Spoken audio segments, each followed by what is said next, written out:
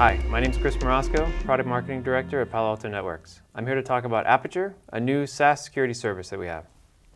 So let's look at a typical user connecting from a corporate network.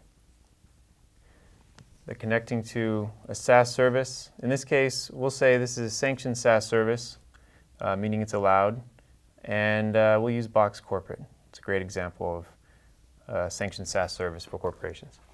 And the users are using this to upload files. Now, the challenge here and the security issue that we have here is that once this file leaves the network and goes into the SaaS application, we have no more visibility into it.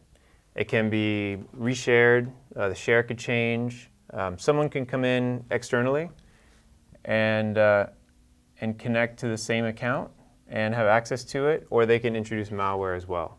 This will all be completely invisible to the IT team within the network because it's happening in the cloud, not inline. And so there's a number of real concerns with this that you have to address specifically for these sanctioned applications. And so let's look at a few of them. The biggest one is malicious outsiders. These are people that are trying to get into your network regardless of SaaS. And typically they're using malware. And so because of that, we have to be able to protect from those people coming in through SaaS itself. They could use malware within the SaaS application in a unique way that they couldn't otherwise.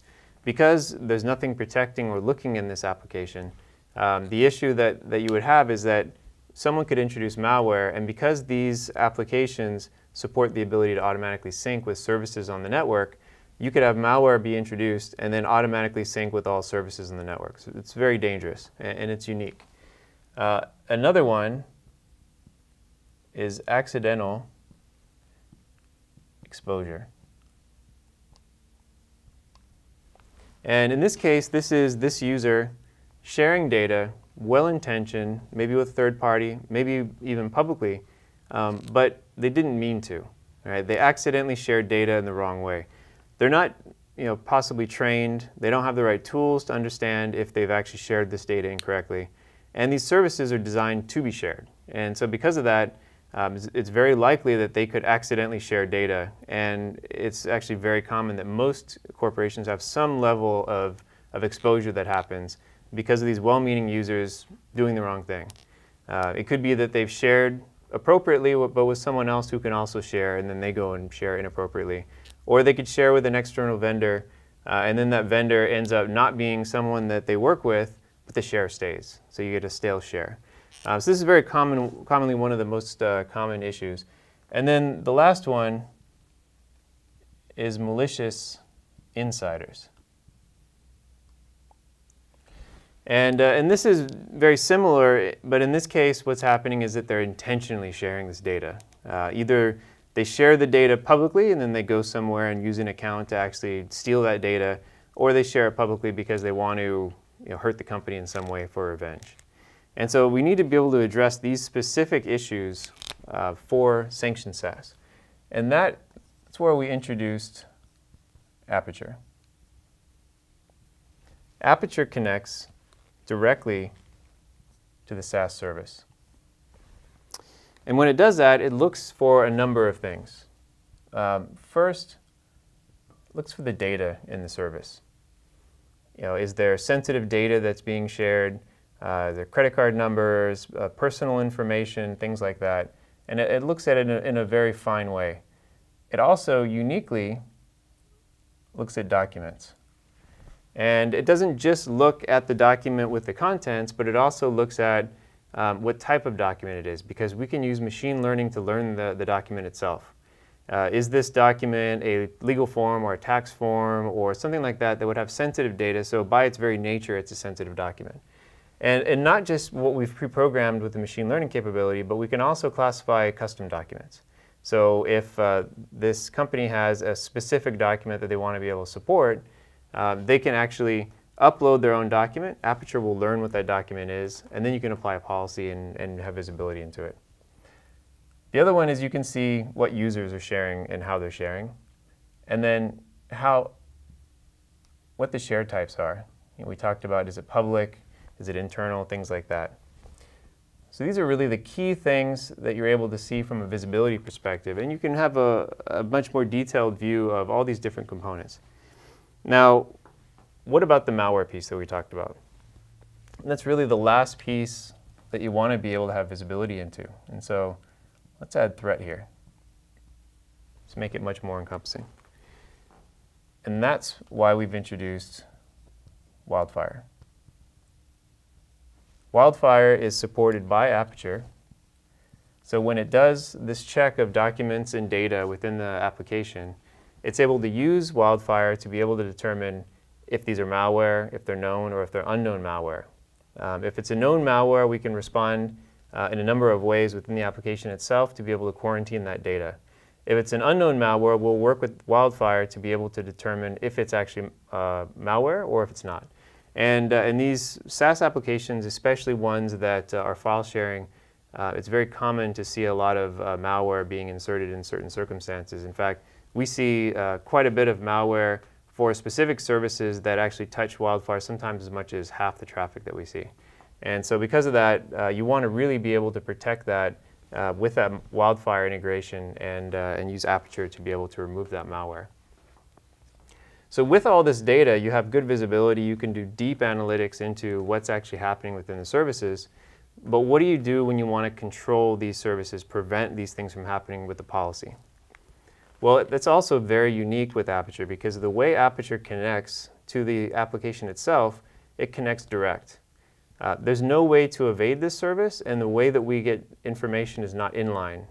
So if you set a policy today, which says finance can share data with other finance people on Box, but they can't share externally, that policy typically applies today and into the future. It's with an inline service. But because we're not inline and we're looking at what's actually in the application itself, we can go back in time, into the past, and see what else was shared all the way since the beginning of that account creation. And in doing so, we don't have to rely on traffic that comes through and eventually we get to the point where we can identify something. We prevent it up front. Without waiting for an event to happen, we do full prevention because of that. So now you have a very strong solution in sanctioned SaaS to be able to have visibility and control within the cloud application itself. Now what about unsanctioned? Well, let's introduce the next-gen firewall. Because the next-gen firewall is excellent at identifying applications. It already identifies thousands of applications, and it identifies hundreds of SaaS applications today. And so we can use that to be able to control which applications are used, but not from a sledgehammer perspective where we just block all traffic, but we really want to be able to control that at a more granular level. So let's extend our Box solution here. Let's add Box Personal. And let's say, again, we have the finance team, and we want to have a policy which says, even though they can upload to Box Corporate, uploads to Box Personal are denied. Because we don't want to accidentally send data to Box Personal instead of Box Corporate. But the marketing team or other teams within the organization may require that you actually can download from external companies.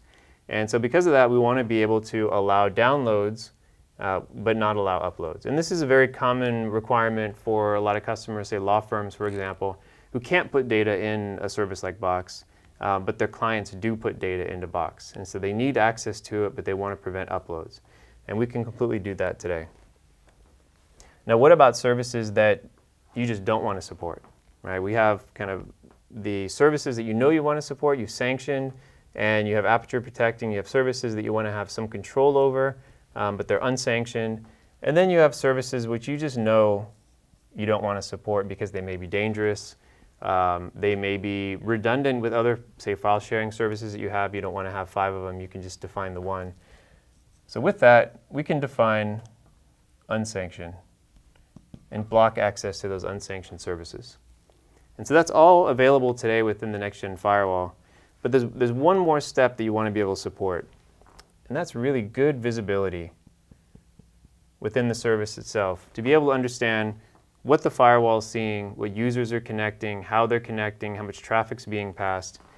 And we have that ability in the next-gen firewall. Because we have the App ID capability and we have good reporting and visibility tools within the service itself, we're able to identify all those applications and generate reports and have visibility with analytics of the data behind it.